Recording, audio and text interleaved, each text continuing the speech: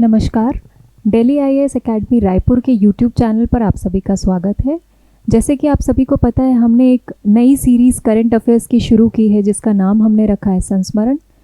इस सीरीज़ के 3 पार्ट्स हैं जिसमें हम national current affairs, international current affairs, Chhattisgarh के करंट अफेयर्स को कवर करते हैं और किसी एक जो भी इम्पॉर्टेंट टॉपिक था उस हफ्ते का, उसको हम डिटेल में एनालाइज करते हैं। तो इसी सीरीज़ के नेशनल और इंटरनेशनल करंट अफेयर्स को आज हम डिस्कस करेंगे इस वीडियो में। 1 जून से 7 जून तक के करंट अफेयर्स को डिस्कस करेंगे। इस वीक वैसे तो सबसे इम्पॉर्टेंट घटना जो थी वो था इलेक्शन का रिजल्ट आया है और पोर्टफोलियो डिस्ट्रीब्यूशन, बट इस टॉपिक के लिए हमने एक डिटेल्ड वीडियो अलग से आपको दिया हुआ है।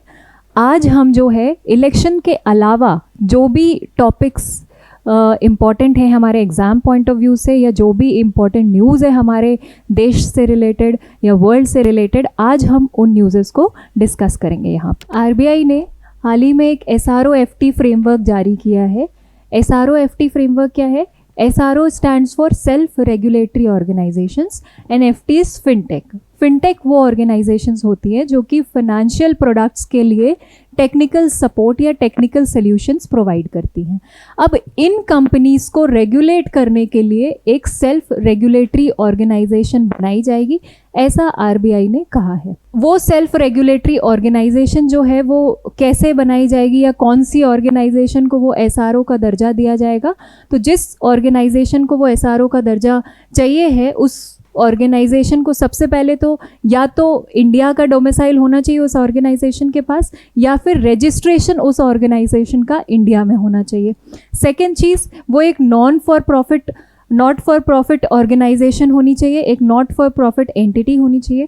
थर्ड चीज़, उसका शेयर होल्डिंग स्ट्रक्चर कुछ इस टाइप का होना चाहिए, इतना डाइवर्सिफाइड होना चाहिए कि किसी भी एक पर्टिकुलर पर्सन के पास या किसी भी एक पर्टिकुलर शेयर होल्डर के पास डिसीजन मेकिंग पावर ना हो। मतलब इतना डाइवर्स होना चाहिए कि सारे शेयर होल्डर्स के पास एक equal amount of decision making power होना चाहिए, कोई एक व्यक्ति इन्फ्लुएंस ना कर पाए किसी भी डिसीजन को।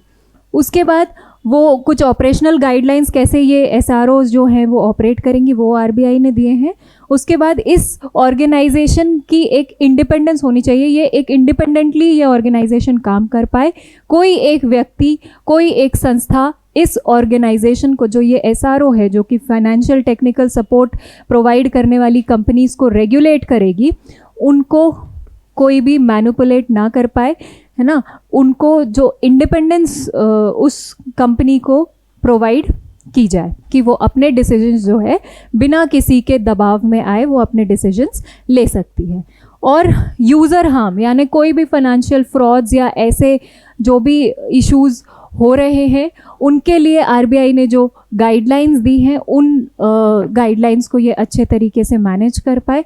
और मेंबर्स इसके कौन से होने चाहिए? वो मेंबर्स जो कि इंडियन सिटीजन्स हैं या इंडिया में रजिस्टर्ड है, उन कंपनीज की मेंबरशिप जो है वो इंडिया में होनी चाहिए। नेक्स्ट हमारी आज की अगली जो न्यूज़ है वो है नेशनल स्टॉक एक्सचेंज जो है उन्होंने एक नया इंडेक्स जारी किया है। इलेक्ट्रिक व्हीकल्स को जो रेट करेगा ये इंडेक्स, उस इंडेक्स का नाम उन्होंने दिया है Nifty EV and new age automotive index. ये इंडेक्स जो है इलेक्ट्रिक व्हीकल जो कंपनीज बनाती हैं उन कंपनीज को की परफॉर्मेंस को रेट करने का काम करेगा। नाउ नेशनल स्टॉक एक्सचेंज जो है इसका हेडक्वार्टर मुंबई में है और ये 1992 में इसकी स्थापना की गई थी। अगली खबर जो हमारी है प्रगति 2024, central council for research in Ayurvedic sciences, ये जो संस्था है इसने एक प्रगति 2024 करके एक इनिशिएटिव लॉन्च किया है। ये जो इनिशिएटिव है ये आयुर्वेदा में रिसर्च को प्रमोट करने का काम करता है। जो ये central council for research in Ayurvedic sciences जो ये संस्था है, ये मिनिस्ट्री ऑफ आयुष के अंतर्गत काम करता है। अब हम अगली खबर के तरफ बढ़ते हैं। ये स्पेस सेक्टर के लिहाज से इंडिया के लिए बहुत ही पॉजिटिव खबर है। Agnikul Cosmos private India limited नाम की एक कंपनी है, उन्होंने अग्निबान सॉर्टेड नाम का एक रॉकेट जो है उसे लॉन्च किया है। इस रॉकेट की खास बात यह है कि ये पहला वर्ल्ड का पहला फुल्ली 3D प्रिंटेड इंजन है। इसे लॉन्च श्रीहरिकोटा से किया गया। इसके अलावा ये पहली बार है इंडिया में जब किसी प्राइवेट लॉन्च पैड से कोई रॉकेट लॉन्च किया गया है। उसके अलावा ये पहली बार है वर्ल्ड में जब ये सेमी क्रायोजेनिक टेक्नोलॉजी इसमें यूज़ की गई है। ये जो प्राइवेट लॉन्च पैड जहाँ से इसको लॉन्च किया गया है, उस लॉन्च पैड का नाम है धनुष। ये लॉन्च पैड श्रीहरिकोटा में स्थित है। नेक्स्ट जो हमारी खबर है वो है ये डैग हैमरशॉट मेडल। हमारी अगली खबर है डैग हैमरशॉट मेडल से रिलेटेड। नायक धनंजय कुमार सिंह जो है, जो कि एक इंडियन पीस कीपर थे, जिन्होंने यूएन पीस कीपिंग मिशन जो कि कॉन्गो में चल रहा है, डेमोक्रेटिक रिपब्लिक ऑफ कॉन्गो में जो स्टेबलाइजेशन मिशन चल रहा है यूनाइटेड नेशंस का, उसके ये मेंबर थे। उनकी मृत्यु के बाद उन्हें ये डैग हैमरशॉट मेडल से सम्मानित किया गया। उनके बिहाफ में ये मेडल हमारे यहाँ की रुचिरा कंबोज जो यूएन में इंडिया की एम्बेसडर है, उन्होंने ये मेडल जो है, जो हमारे यूएन जनरल सेक्रेटरी हैं एंटोनियो गुटेरेस, उनसे ये मेडल इन्होंने रिसीव किया इन नायक धनंजय कुमार सिंह के बिहाफ में। ये जो डैग हैमरशॉट मेडल है, ये पोस्टथॉमसली यानी डेथ के बाद मरणोपरांत ये मेडल दिया जाता है पीस कीपर्स को, उन पीस कीपर्स को जिन्होंने उस काम में लगे हुए, उस पीस कीपिंग मिशन में लगे हुए अपनी जान गंवा दी। उसके बाद सबसे पहली बार ये मेडल जो है 1998 में दिया गया। डैग हैमरशॉट जिनके नाम पे ये मेडल है, वो यूएन सेक्रेटरी जनरल होते थे। 1953 से 1961 तक का इनका कार्यकाल था। इनकी डेथ 1961 में हो गई, उसके बाद इनका कार्यकाल ख़त्म माना जाता है। इंडिया जो है यूएन पीस कीपिंग मिशन में, इंडिया जो है सेकंड लार्जेस्ट कंट्रीब्यूटर्स है। हम ना केवल 6000 पर्सनल्स हमने दिए हैं इस मिशन के लिए, बल्कि 180 पर्सनल्स ने अपनी जान भी गंवाई है इस पीस कीपिंग मिशन के खातिर। अब जब हम पीस कीपर्स की बात कर ही रहे हैं, तो हम international day of peace keepers की भी बात कर लेते हैं। हर साल 29 मई को international day of UN peace keepers मनाया जाता है। ये दिन जो हमारे पीस कीपर्स हैं उनको सम्मानित करने के लिए मनाया जाता है। यूनाइटेड नेशन जनरल असेंबली ने इस दिन की स्थापना 2002 में की थी। और जिस मिशन के लिए हमारे नायक धनंजय कुमार सिंह, जिन्होंने अपनी जान की आहुति दे दी, उस मिशन के बारे में अब हम बात करते हैं। वो मिशन जो है मोनस्क नाम का मिशन है। ये Congo, democratic Republic of Congo में स्टेबलाइजेशन लाने के लिए, स्टेबिलिटी लाने के लिए यूनाइटेड नेशन ने ये वाले मिशन की स्थापना की थी। इसी मिशन में वो एक मेडिकल ऑफिसर, मेडिकल कॉर्प के रूप में काम कर रहे थे। उसके बाद उनकी मृत्यु हो गई, जिसके पश्चात उनको ये डैग हैमरशॉट मेडल जो है उससे सम्मानित किया गया। ये जो UN international day of peace keepers की हम जो बात कर रहे हैं, इस साल भी इस दिन को मनाया गया, सेम 29 मई को। इस साल इसकी थीम थी fit for future, building better together. तो ये थीम आपका कभी कभी एग्जाम में इस थीम के बारे में क्वेश्चंस आ जाते हैं, तो आपको इस थीम को ध्यान में रखना है। अब हम आगे बढ़ते हैं। बॉम्बे हाई कोर्ट की गोवा बेंच के एक जज हैं जस्टिस MS सोनाक। उन्होंने अपनी एक लिविंग विल रजिस्टर की है। लिविंग विल क्या होती है? लिविंग विल एक एडवांस मेडिकल डायरेक्टिव होता है, जो कि जब व्यक्ति इस काबिल ना हो, इस सक्षम ना हो कि वो अपनी आगे क्या ट्रीटमेंट चल रहा है, कैसे आगे प्रोग्रेस करना है, जब वो बोलने, बताने या निर्णय लेने में असमर्थ हो जाता है, तब उस केस में वो पहले से ही डायरेक्टिव दे सकता है कि जब अगर मैं बोलने, बताने या निर्णय लेने में असमर्थ हो जाऊं, तब मेरी इस विल में जो मैंने डायरेक्शंस दिए हैं उसके बेसिस पे मुझे मेडिकल ट्रीटमेंट दिया जाए या फिर मेरा मेडिकल ट्रीटमेंट वापस ले लिया जाए। तो ये विल साइन करने वाले ये जस्टिस जो है गोवा में पहले व्यक्ति हैं जिन्होंने ये वाली विल साइन की है। और गोवा एक पहला स्टेट बन गया है इसी के साथ जिन्होंने ऑफिशियली डायरेक्टिव, मतलब फॉर्मली इस डायरेक्टिव को इम्प्लीमेंट किया है। जब ये विल कोई भी व्यक्ति बनाता है उसके लिए 2 विटनेसेस की ज़रूरत है। इस विल को बनाने के लिए 2 विटनेसेस की प्रेजेंस ज़रूरी है और गजेटेड ऑफिसर या नोटरी का सर्टिफिकेशन भी ज़रूरी है। इसके अलावा ये विल जाती है डिस्ट्रिक्ट कलेक्टर के पास जो इस विल को सेफ रखते हैं। नेक्स्ट अब हम बात कर लेते हैं प्रवाह सॉफ्टवेयर की। विक्रम साराभाई स्पेस सेंटर जो है उन्होंने एक प्रवाह करके सॉफ्टवेयर लॉन्च किया है। ये प्रवाह सॉफ्टवेयर जो है ये कंप्यूटेशनल फ्लूइड डायनेमिक्स सॉफ्टवेयर है जो कि हमारे अर्थ से जो भी स्पेसक्राफ्ट बाहर जा रहे हैं या वापस अर्थ में आ रहे हैं उनके फ्लो को सिमुलेट करने का काम करेगा ये प्रवाह सॉफ्टवेयर। तो इसकी जो है गगनयान मिशन जो हमारा आने वाला है उस गगनयान मिशन में इसकी बहुत मदद मिलेगी।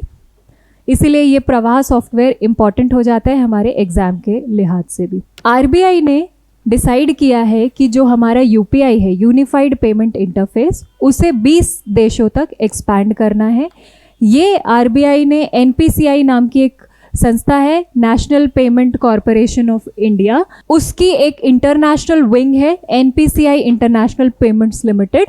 आरबीआई और इस एनपीआईएल ने मिल के ये डिसाइड किया है कि ये जो हमारा यूपीआई है उसे हम 20 देशों तक एक्सपैंड करें। अभी जो है RBI Bhutan, Nepal, UAE, France, Mauritius जैसी कंट्रीज़ को यूपीआई सपोर्ट करता है। जो एनपीआईएल जिसके बारे में हम बात कर रहे थे जिसके साथ आरबीआई ने कोलैबोरेट करके इस यूपीआई को आगे एक्सपैंड करने का सोचा है वो एनपीआईएल जो है वो होली ओन्ड सब्सिडियरी है एनपीसीआई की, नेशनल पेमेंट कॉरपोरेशन। इसके बाद एक यूनिफाइड इंडिया ऑर्गेनिक लोगो एफएसएसएआई जो कि हेल्थ मिनिस्ट्री के अंदर कार्यरत एक संस्था है और एपीडा यानी agriculture and processed food export development authority जो कि ministry of commerce and industry के अंदर कार्यरत एक संस्था है। इन्होंने डिसाइड किया है कि ऑर्गेनिक प्रोडक्ट्स को अब हम एक लोगो देंगे, यूनिफाइड इंडिया ऑर्गेनिक लोगो। अभी क्या था, अभी एफएसएसएआई जो है वो अपना एक अलग लोगो देता था ऑर्गेनिक प्रोडक्ट्स के लिए, उस लोगो का नाम था जैविक भारत, और national program for organic products NPOP अपना एक अलग लोगो देता होता था, सर्टिफिकेशन देता था ऑर्गेनिक प्रोडक्ट्स के लिए जिसका नाम था इंडिया ऑर्गेनिक। अब ये दोनों जो संस्थाएं हैं एफएसएसएआई और एपीडा इन्होंने मिलके एक कॉमन लोगो डिसाइड किया है, कॉमन लोगो बनाया है। अब ये कोई भी ऑर्गेनिक प्रोडक्ट हो उसे यही कॉमन लोगो जो है वो दिया जाएगा। 2 अलग अलग लोगोस अब यूज़ नहीं होंगे ऑर्गेनिक प्रोडक्ट्स के लिए। अब हम अगली खबर की तरफ चलते हैं। क्योकरेली साइमंस नाम की एक संस्था है जो कि एजुकेशनल इंस्टीट्यूशन, एजुकेशनल सेक्टर के जो एक्सपर्ट्स हैं उनका एक लीडिंग नेटवर्क है। ये जो एक्सपर्ट्स है, ये जो नेटवर्क है, ये यूनिवर्सिटीज़ को रैंक देने का काम करता है। उसने अपनी इस साल की रैंकिंग जो है वो जारी कर दी है। ये जो रैंकिंग है ये 9 इंडिकेटर पे बेस्ड होती है। वो 9 इंडिकेटर्स हैं academic reputation, employer reputation, faculty to student ratio, citation per faculty, international faculty ratio, international student ratio, sustainability, employment outcome और इंटरनेशनल रिसर्च नेटवर्क। इस टाइप के 9 इंडिकेटर्स हैं। इनके बेसिस पे ये जो क्यूएस है या ये जो क्योकरेली साइमंस है ये संस्था रैंकिंग देती है यूनिवर्सिटीज़ को। इसमें ध्यान देने वाली बात ये है कि इस रैंकिंग में हमारे इंडिया का भी एक इंस्टीट्यूट है आईआईटी बॉम्बे, उसको 118th पोजीशन मिली है और हर साल के तरह इस साल भी एमआईटी यूएसए को पहली पोजीशन मिली है। पिछले 13 इयर्स से ये इंस्टीट्यूट पहली पोजीशन पे आ रहा है। अब हम एक और इंडेक्स की बात करते हैं जो कि एनवायरनमेंट से रिलेटेड है। वो इंडेक्स है एनवायरनमेंट परफॉर्मेंस इंडेक्स। ये index Yale center for environment law and policy नाम की एक संस्था है, वो जारी करती है।